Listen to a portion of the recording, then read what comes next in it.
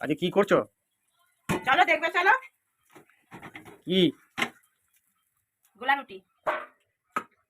এটা কিরম খেতে? এবার দাঁড়াও, আমি প্রথমে একটু সাদা তেল দিয়ে দিলাম।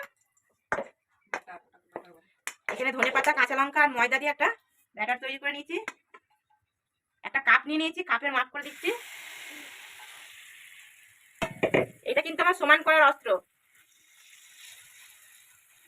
কাটো, একটু কাটো, আবার দেরিতে দেবো। মামুনি, তুমি খেয়েছো? এবার এখান থেকে এসো, দাও, দেখো। খেয়েছো? এবার ভালো হয়েছে? হুম, এখানে বাহ। ডিম এখানে ফেটে রেখে দিয়েছি পুরো।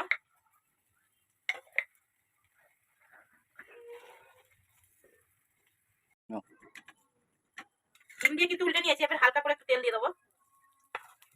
আর উল্টানো হবে না, তেল ছিল।